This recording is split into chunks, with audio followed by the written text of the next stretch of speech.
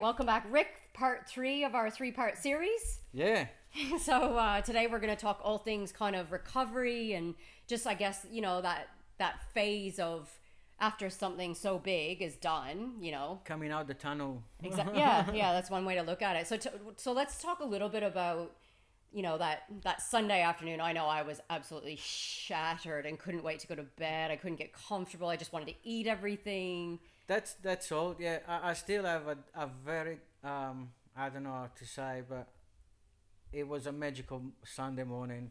Even if it was like everything was hurting and I was super tired, my hair was kind of even buzzing because I didn't sleep for 30 hours or so. But and I was in pain, and then everyone says, ah, you get back in the car, you drive an hour and a half back home, and you start feeling everything kind of yeah, Rick said he breaking was going down. to sleep in his car. He said, he goes, I'm not even going to be able to get out of my car. I'm just going to sleep in my car. I'm like, Rick, you need to at least shower. Yeah, but it was like I remember when I finished the Gazla 100 Ks, and I was pretty wrecked. But that one after the miler, it was another level, and as well because there's exhaustion that you haven't slept, and it felt even much heavier things on you, and then you still got all the flashbacks of the whole night, the morning, the whole. So there is a lot that you want to do, but you can't. And yeah, You were on crutches, weren't you? I was in crutches, absolutely. I got home. I barely could lift my legs out of the car. I was actually bent over. Luckily, I have a bathroom downstairs because I've two levels at home, and I just remember just stumbling all the way to the shower, and Marina just chucked few, a changer inside the bathroom, and I showered myself in the best my ability because I could not lift the leg. I didn't want to stay on one leg for sleeping and falling in the shower or something. You think the shower is going to be the best thing ever, but you just want to get out of the shower and lay down. Yeah, I couldn't even not put up with, you want to make it hot or the right temperature. Even that was a pain, and I had to think about it, or just have a cold shower or Yeah. something, and then get change, and that's the sofa, and that's where I'm going. Exactly. I laid here on the sofa and Yeah. I texted my daughter. I was like, please bring me KFC. And if people know me, I do not eat that shit very often, but I was getting so. But then you kind of start to eat and you're like, oh I my have to God, I say, can't before, stomach this food. And yeah, my personal thing, I wanted a beer. I've had two very cold beers, and that was my wish. But yeah, I wasn't that hungry, I have to say. But that came the day after. yeah, that whole week, I could not get enough food in. And it was weird because I'd eat something huge and then 2 hours later, I'd be starving again. Yeah, I remember stumbling to the sofa, and then I even had dinner on the sofa with the little sofa table and all that. And my daughter saying, "Why do you do that? Why do you do that to yourself?" I said, "Well, it's fun." Yeah, So yeah. And we checked in each other with a lot. We sent photos of what we were laying there on the couch eating, yeah, and it was pretty. I have to say, probably for about 2 days, I'm on this massive high. Like you're just like, absolutely. what the hell did we just do? You're checking in with each other. The crew's still kind of texting photos and On the phone, see everyone Yeah, comment on yeah. the chat. Yeah. and like on Facebook, yeah, you see people that were supporting, even though we didn't know at the time that they were watching, but they were watching, and Absolutely. And then I had my parents, so I had a video call with them. They were impressed and not impressed at the same they don't quite time. understand, right? Sometimes, but whatever. And yeah, well, I had to go back upstairs. I had to go upstairs in my room for sleeping, and thank God I have an handrail on the stairs because I literally was like, Yeah. and then put one leg up and the other way like, and I took 2 days off, because I took Monday and Tuesday off and went back to work on Wednesday, and thank God I did that Oh, it because was bad. uh, literally the next day it was even worse. Yeah. The legs, the groin.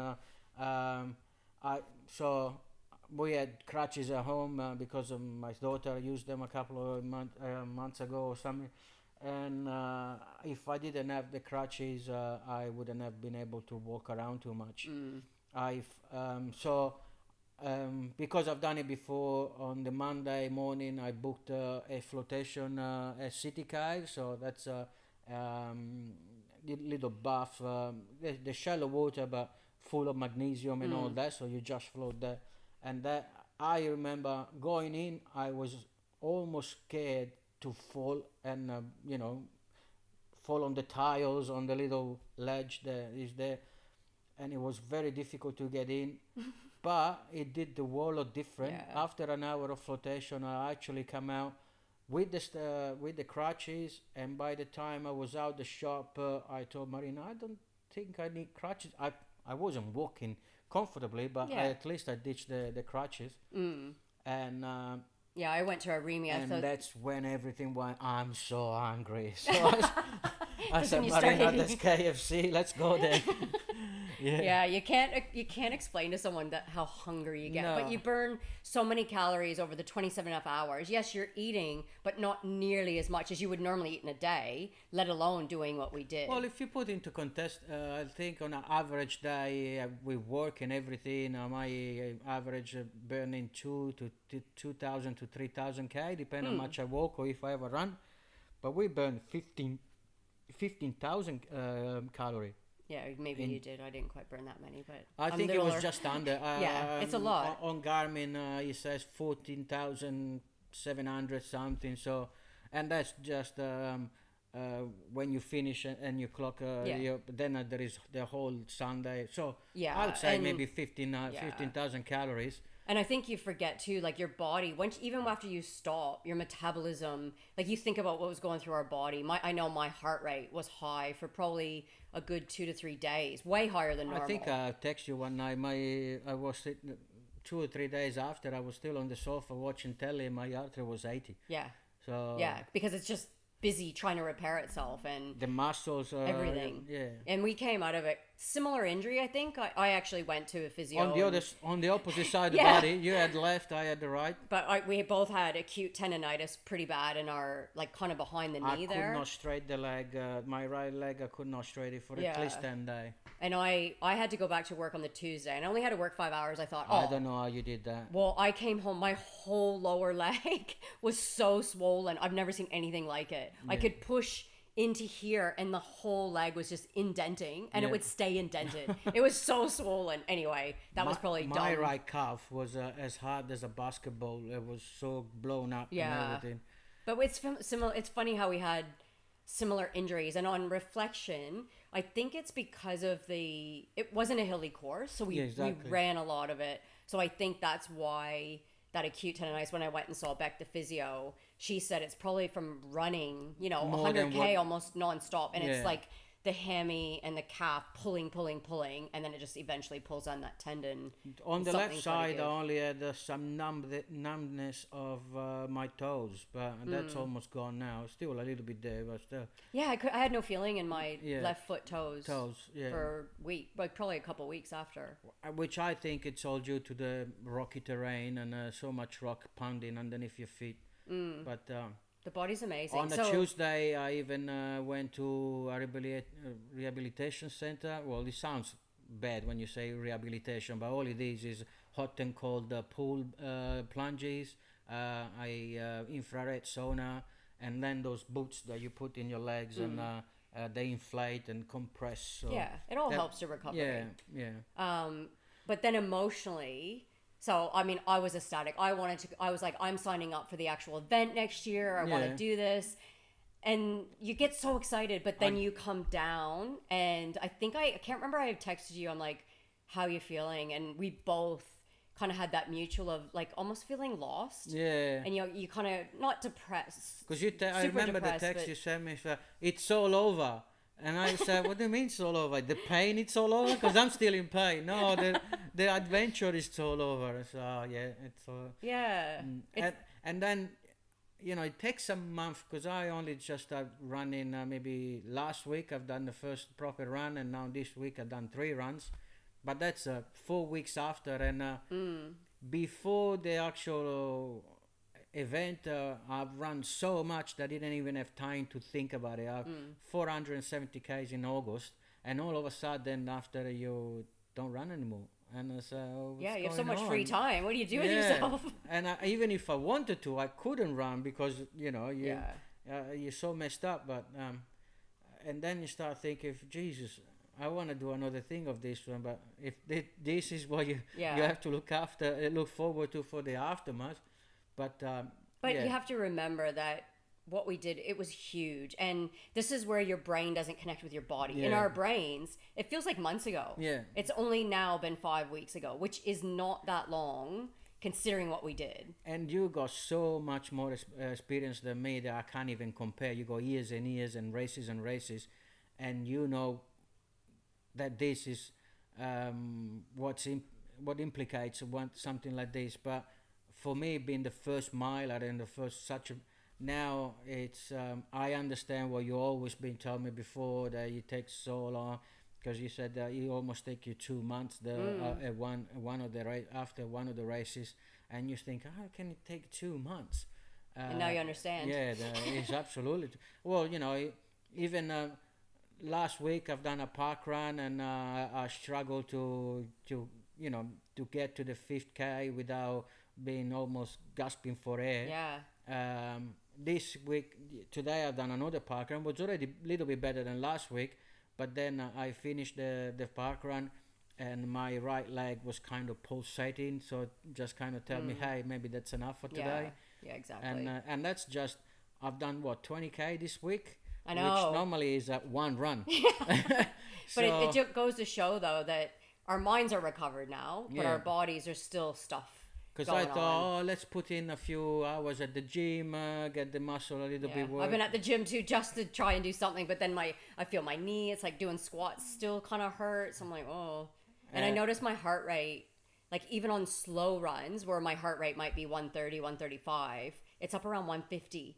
And I'm looking at my pace going, how is my heart rate this high? And I'm huffing and puffing, and it's not great. My park run today was, all the 5Ks were around 440, 445.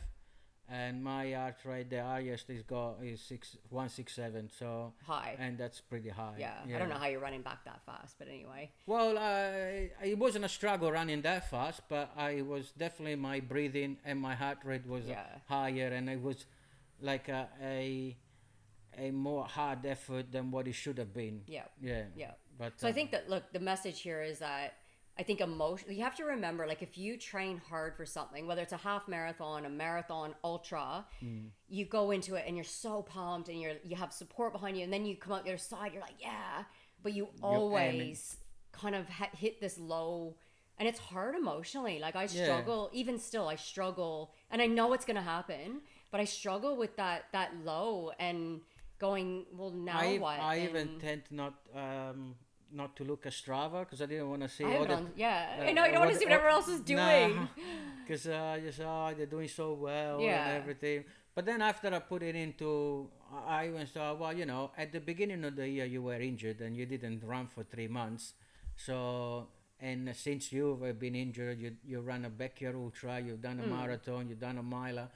So you can, and that's a quite short period of time to put it all in and fit it all in. So you have to give your peck on the shoulder and remember all those times that you were training hard. Because a month or a month and a half, it's not really that long. No. It is when you live in it. Yes, but I want to be back, and I'm frustrated as well. But I know that you just need to just chill for another few weeks, and we're back running a little bit, and as well, we love trail running, but definitely I don't need any hills at the moment, or any steep descents or anything like that. So we have to keep it nice and flat and Yeah. and short. Yeah. And just enjoy this phase, I guess, of, and it is a phase. When I look at like a whole entire year, I think it is important. You don't have to do a mile or anything crazy, but it's important to have those, whether it's 4 weeks or 8 weeks or 12 weeks of, I'm not planning for anything. I'm running, but just, a few times a week. There's not much speed in it. You're kind of just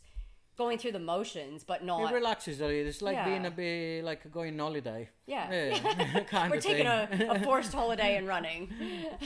Oh, that's what it feels like. Because it's like when you're in work, you work, you have your routine and everything, and then you take an holiday and everything relaxes and slow Yeah. down a little bit. So, Yeah, I think it's important. but it's definitely, yeah. So now I have to ask, it's 5 weeks after.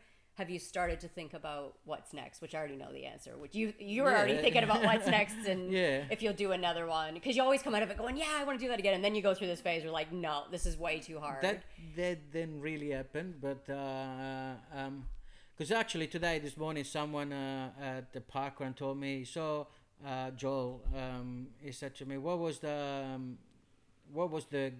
there was a bad part into it? Was there a some one? When did he actually start feeling? I don't, it doesn't feel comfortable. I don't want to You do obviously it. didn't listen to the race weekend Yeah. video. And I said, well, that hatch probably was about 140k, but that was back then. Now, if I have to think about it, yes, it was a bad moment, and I was really broken and all that. But now I look at that moment like it was actually almost a good moment that you have to live, you have to experience. So overall, it was an amazing experience, which I want to experience again. So With someone else. which no. No, Well- I came out of that one saying I'll do another one. And so Yeah. who knows which one I'll do next. Well, if I do another one. but- Kosciuszko next year. Oh God, he's already got it planned. That was in the plan even before. Well, yeah, you did actually yeah, say I that. want- Yeah, but you got another last one standing event coming up in the new year, like New Yes. Year's Eve. Yeah. Well, I haven't quite signed up yet because I wanted to see Yeah. how I want to fair. feel the leg 100% before I enter it, and every week more or less I go back and see if there is still entries, so if there hasn't sold out or anything. So if it goes like this, 2 weeks, and then I'll sign up Yeah. for the backyard ultra of the Glasgow standing over New Year's Eve. And then you got Dead Cow Gully again, which Dead is Cow that Gully event you again. love. Yeah, can't wait for that one. Mm. Hopefully, even if you're not running, you can come and Do like support, yeah. do support Hey, it. like last time, I did Yeah. 75k. Yeah, exactly. Yeah, and then the Kosciuszko Miler, so that's kind of your next miler, which will be a very, very different one to this Yeah, one. There's a lot more elevation and just the elements down at Kosciuszko. I've seen it, beautiful blue sky, and then an hour later is sideways, 0 degrees rain. Exactly. It Well, could be- first of all, you're going up to the tallest point in Australia, in the highest mountain, and then I'm following obviously on Facebook and everything, and there's other people that've done it. You've done it, I've done the 50, you've but done I've the been up to the 50, top yeah. of Cosy 4 times. and it is a completely different beast. Oh, yeah. Obviously, it's 160k with 6,000 meter of elevation, so it's gonna take the whole year to get ready for it.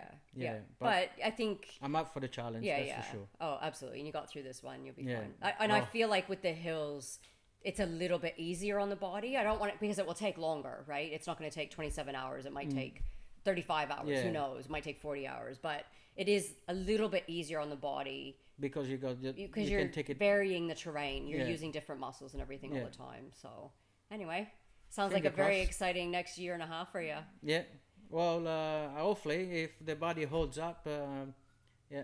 I'm gonna approach a lot of different because obviously the last 2 years I've been quite greedy and not really thinking too much of what all this running, impacts your body, and so I'm not saying I'm gonna run less, but I don't know. We'll see. Yeah. We'll Strength training, maybe. Yeah. Like, I think strength training is really important.